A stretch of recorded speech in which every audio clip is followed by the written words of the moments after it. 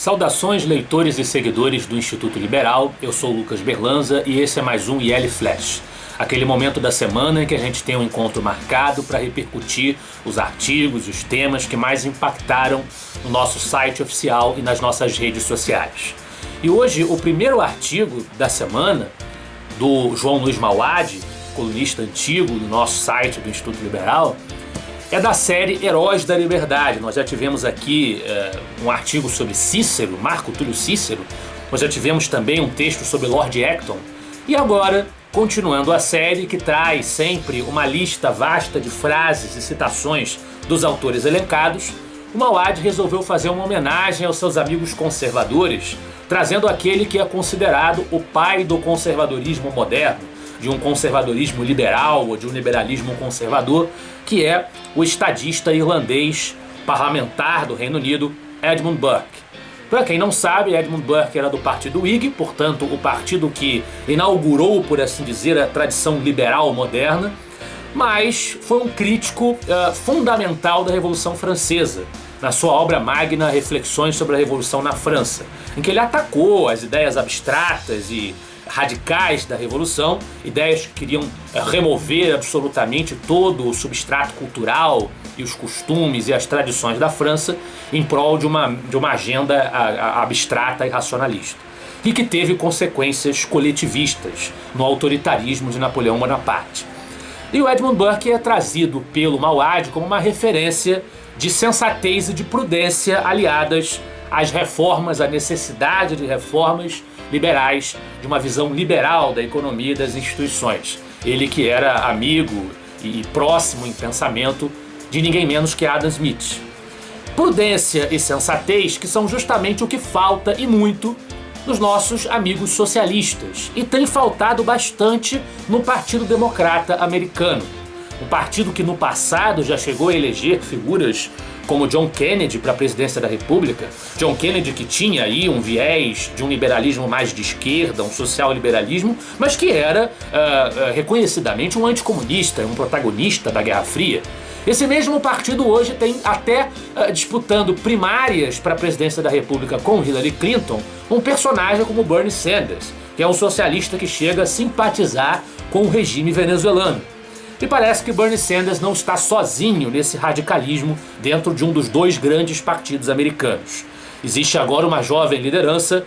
Eu peço perdão aos nossos espectadores se a pronúncia estiver incorreta, que provavelmente está, mas a senhorita Alexandria Ocasio-Cortez é uma das novas lideranças de esquerda nos Estados Unidos, que vem propondo até a tributação de 70% para ricos, e vem sendo apoiada pelo Prêmio Nobel de Economia Paul Krugman, né? O que faz com que o nosso autor do segundo artigo de hoje, o Roberto Rachevsky, questione esse Prêmio Nobel. O artigo se chama Bernie Sanders? Esqueçam. Alexandria Ocasio-Cortez é a nova queridinha dos socialistas.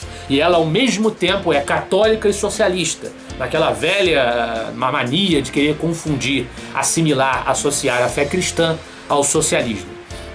Por falar em socialismo e por falar em Venezuela, nosso terceiro artigo de hoje, do Luan Esperandio, é Como a Venezuela se tornou uma ditadura, 1992 a 2019. É um grande histórico do processo de conversão da Venezuela ao estado de coisas em que ela se encontra hoje, desde Hugo Chávez até Maduro. E o Esperandio mostra que houve ali não uma tomada imediata e abrupta, armada do poder e das instituições, e sim uma corrupção gradual, estratégica da democracia em si mesma. Uma democracia que existia na Venezuela desde 1958.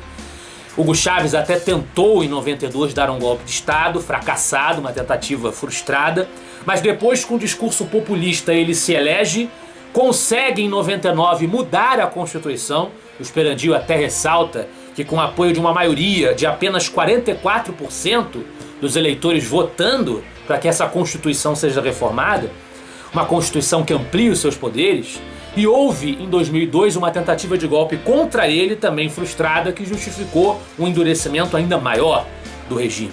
E hoje nós temos aí um quadro de coisas com Maduro, seu sucessor, em que já foi aplicada uma série de medidas como a regulação da mídia, a criação de uma milícia bolivariana que violenta o seu próprio povo.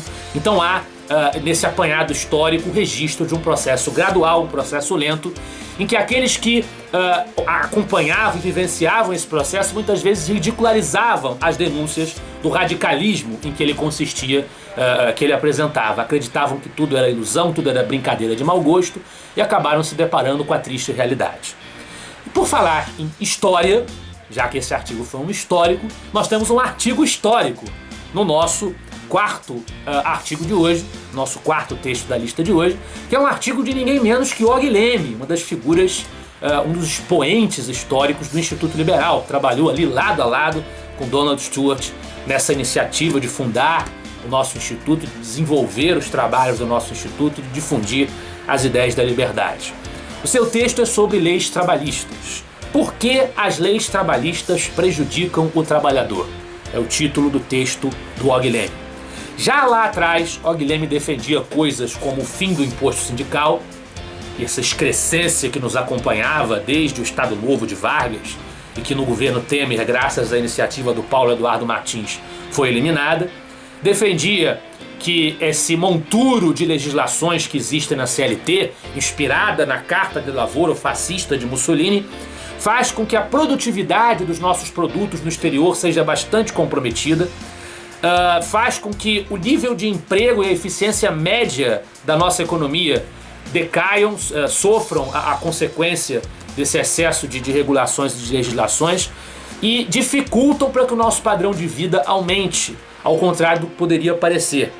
Mostra que esses direitos são coisas de que o trabalhador não pode abrir mão, né? Então acabam sendo deveres que engessam o mercado de trabalho, que não é, diz ele, a rigor, um mercado e cada vez vê mais reduzida a sua capacidade de empregar, aumentando aí a economia informal, o recurso a crimes, a todo tipo de atalho, né, por fora da economia formal.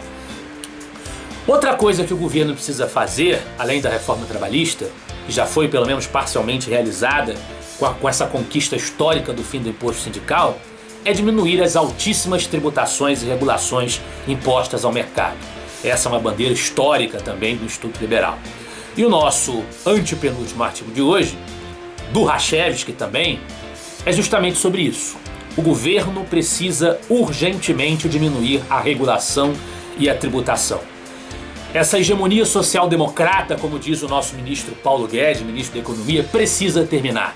Há muito tempo o Brasil vem investindo em aumentar as tributações, impor altas regulações, e isso, em vez de aumentar a arrecadação, de favorecer a arrecadação, na medida em que inibe a produção de riqueza, acaba dificultando até a própria arrecadação dos impostos. Como diz já a famosa curva de Laffer, que está na boca do povo, que o próprio Bolsonaro, o presidente, na sua campanha acabou falando, acabou usando essa retórica no seu discurso de campanha.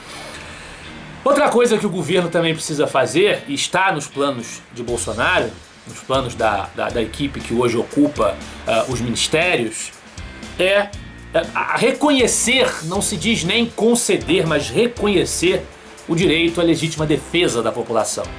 E aí o penúltimo artigo de hoje trata disso, é também do Rachevsky.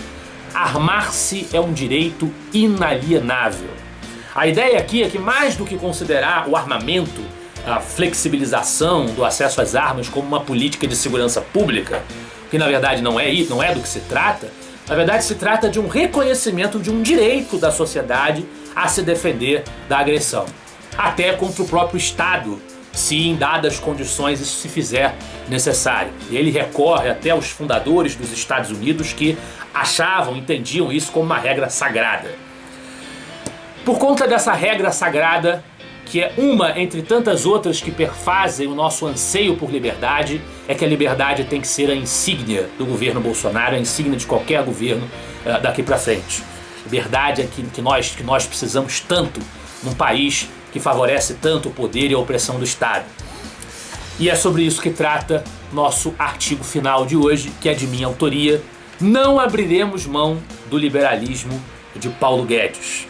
E o artigo foi suscitado por duas matérias publicadas no Estadão, uma sobre uma conversa entre Olavo de Carvalho e Steve Bannon, que é um estrategista político, líder de uma aglutinação de movimentos ditos nacionalistas e de direita do mundo contra o globalismo, que deixou escapar nessa conversa com Olavo, que se preocupa com a política econômica do cara de Chicago, que é ninguém menos que o Paulo Guedes, que ele acredita que poderia atrapalhar o avanço das ideias nacionalistas, do nacionalismo econômico, né, no Brasil. E uma reportagem do José Fux abordando as diferentes correntes internas do governo Bolsonaro, da base social de apoio do governo, mostrando que algumas delas têm certas restrições às teses liberais do Paulo Guedes. A ideia aqui é sustentar que, embora haja essas correntes, haja essas vozes que se voltam contra o liberalismo econômico, isto fez parte essencial da campanha do Bolsonaro e é fundamental para que o Brasil respire, para que o Brasil dê novos passos na sua caminhada como nação.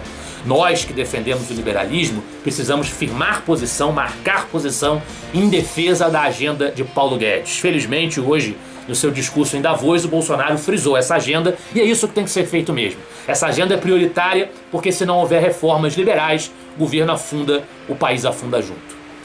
Esse foi o nosso IL Flash de hoje. Eu espero que vocês gostem dos artigos e semana que vem estaremos de volta. Afinal de contas, para nós, você é a parte mais importante da sociedade. Até a próxima.